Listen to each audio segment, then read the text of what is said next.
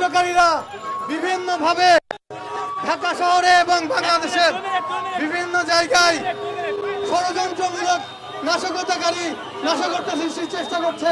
তারা ঝটিকা মিছিল করছে।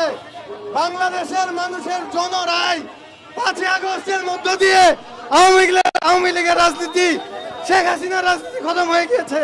স্টিল আমরা আওয়ামী লীগের রাজনীতিকে নিষিদ্ধ করার, খুনি হাসিনার বিচার কোন যৌক্তিক কোন পদক্ষেপ আমরা দেখছি না।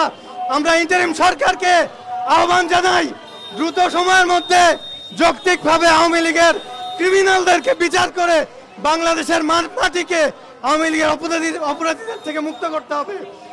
বন্ধু ও সহযোদ্ধাগণ, আসসালামু আলাইকুম। আপনারা সবাই জানেন আজ এক ঐতিহাসিক প্রেক্ষাপটে আমরা এসে একত্রিত হয়েছি।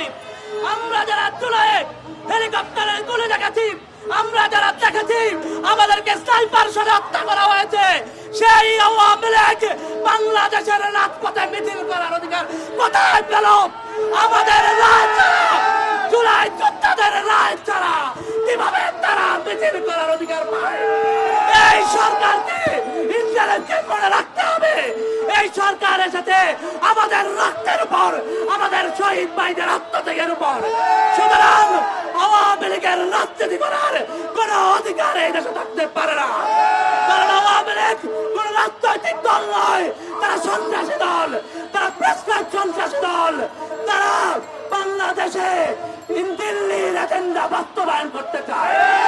আমরা স্পষ্ট বলতে চাই, বাংলাদেশের জনগণকে সাথে নিয়ে আমরা এই ষড়যন্ত্র চূড়ায় যেভাবে মোকাবেলা করেছি, সামনের দিনেও বাংলাদেশ সেটা মোকাবেলা করতে এগিয়ে থাকবে। সংগ্রামী জনগণ, আমাদের এই সংগ্রাম চলছে, চলবে।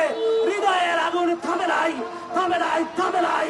যতক্ষণ না আওয়ামী লীগ সন্ত্রাসী, আওয়ামী লীগ প্রতিবাদী, আওয়ামী লীগ নিষিদ্ধ হচ্ছে, ততদিন আমাদের গম নাই, শান্তি নাই। আমাদের কার্যক্রম চলবে।